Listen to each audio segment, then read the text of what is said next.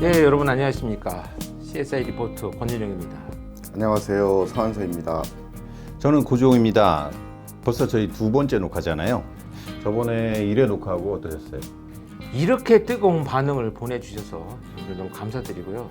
제가 충분히 프로페셔널한 모습을 보여드리기 위해서 좀 더 노력을 해보도록 하겠습니다. 지난번 1회 방송 하는데 하도 버벅대 갖고 정신이 하나도 없었네요.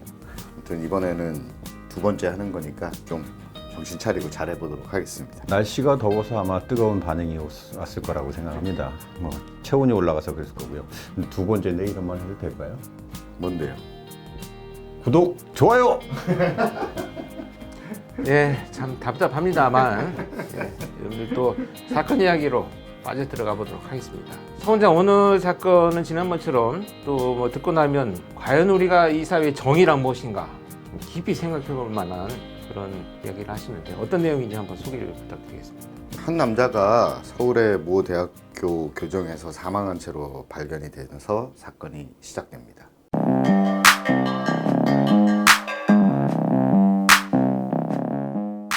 (1991년 5월) 어떤 사람들은 그때를 혼돈의 시대라고 기억합니다. 당시 정권은 공안 통치에 분노한 대학생들이 거리로 쏟아져 나오면서 제2의 학생운동 5월의 투쟁이 시작되었던 때입니다.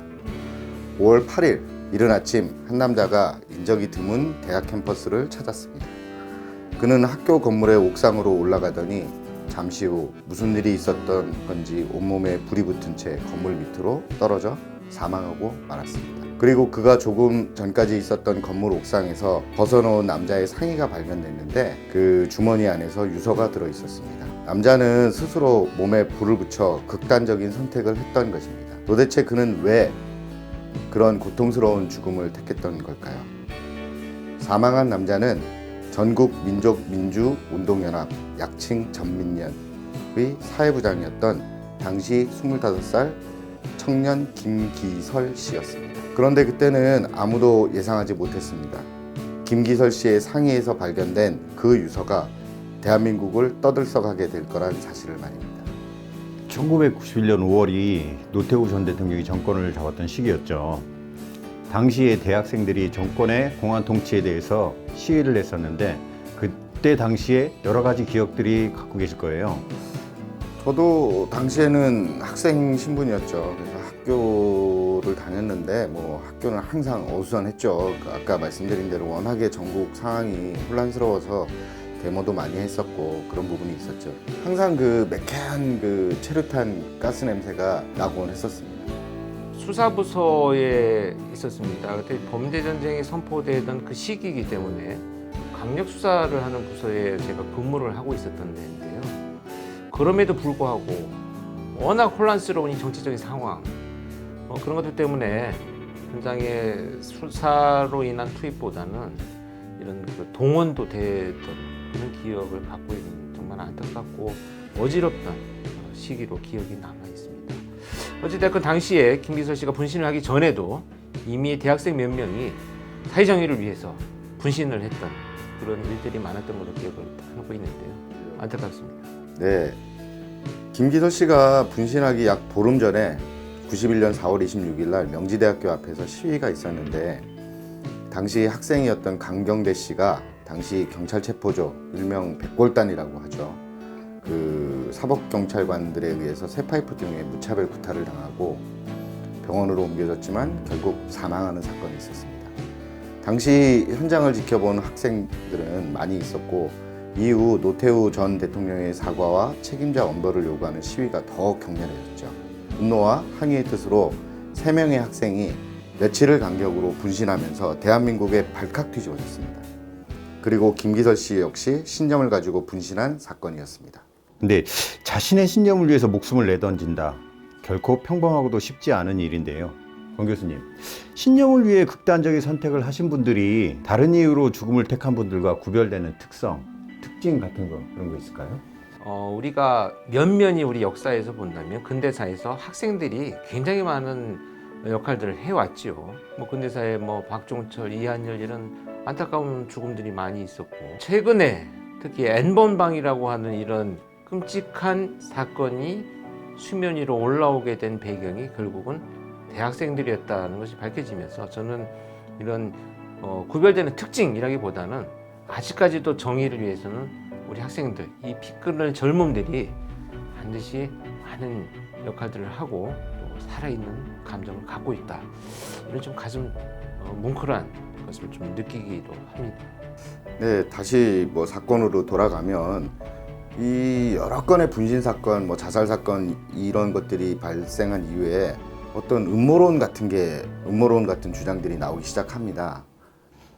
기억도 나고요. 지금 저희가 가지고 보여드리는 자료를 보시면 고 김기서 씨 사망 바로 다음 날 서강대 총장님께서 지금 우리 사회는 죽음을 선동하는 어둠의 세력이 있다. 누군가가 배후에 있기 때문이다. 뭐 이런 주장을 하셨죠.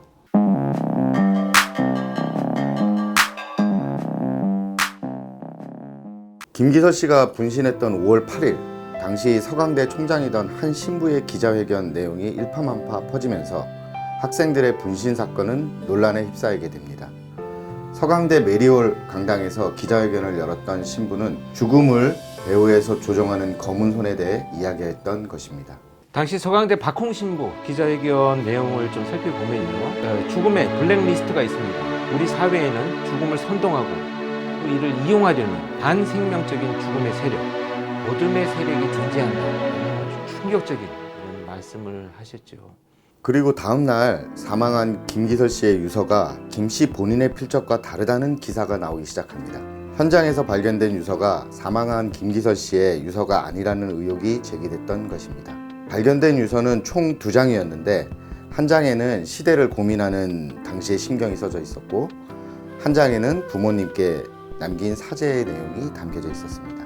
이 유서를 접한 가족들이 필적이 의심이 간다는 기사가 나오기 시작했습니다. 당시 경찰 조사에서도 김 씨의 아버지는 자식을 계속 공부시켰는데 부모가 자식 글씨를 몰라보겠느냐 이런 이야기를 하시면서 아들은 자살할 이유가 없으며 곧 결혼도 앞두고 있다 뭐 이런 내용을 말씀을 하셨습니다.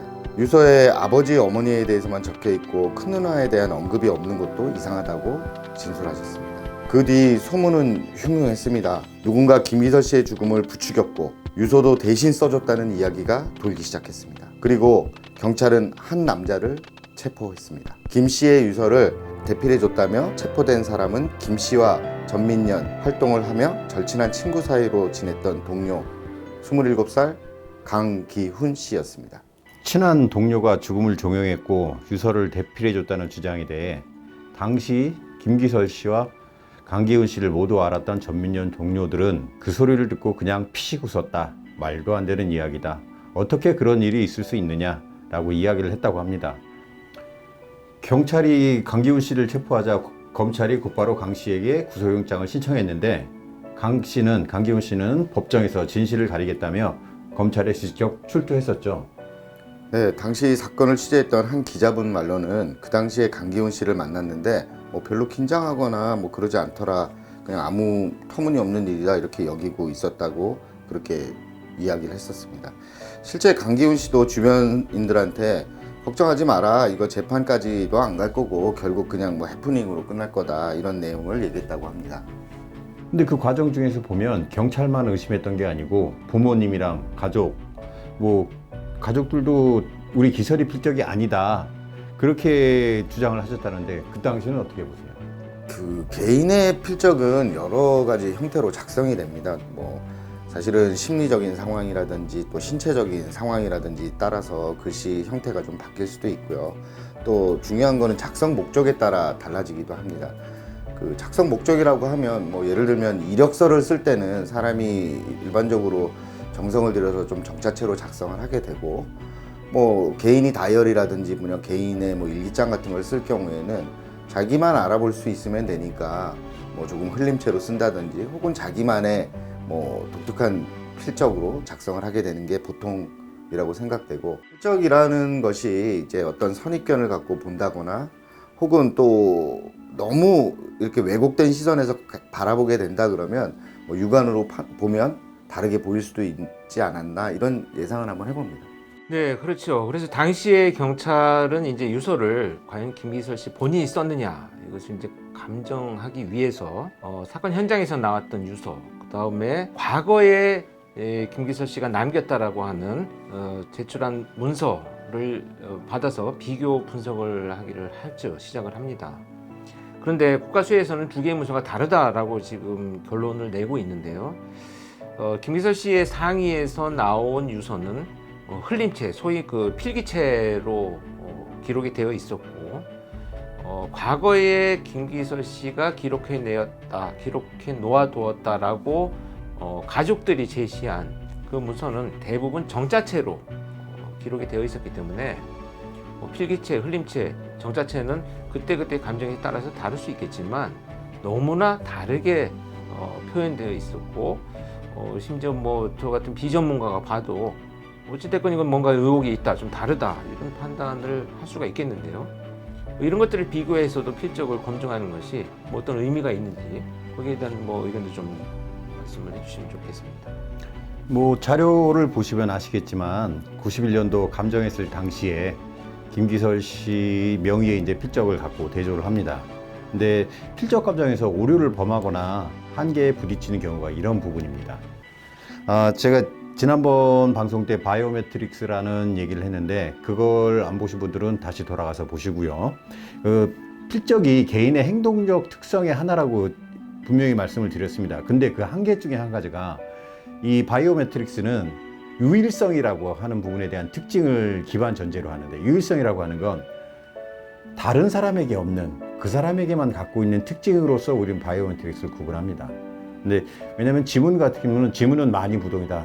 모든 사람이 같은 사람이 없고 지문은 변하지 않기 때문에 지문은 유일성의 특징을 갖고 있는데, 필적은 성장하고 기재하고 조건에 따라서 변화성이 있기 때문에 이것을 유일성의 전제 조건으로 할 수 있느냐, 그러기 때문에 검사를 더 꼼꼼히 해야 됩니다.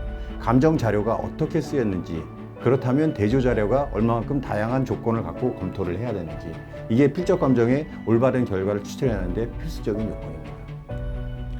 네, 그렇죠. 그래서 결국은 애초에 검증이 좀 적절하지 않다, 뭐 이런 그 결론이 난 것 같고요. 결국 국가수에서도 이런 것들을 통해서 검증을 해서 다르다라는 결론이 나왔기 때문에 결국 유서가 대필되었다, 이런 그 검찰의 주장을 뒷받침하는 단서가 됐고요. 자, 그 이후에 사건이 어떻게 전개되는지 우리가 또 한번 살펴보도록 하겠습니다.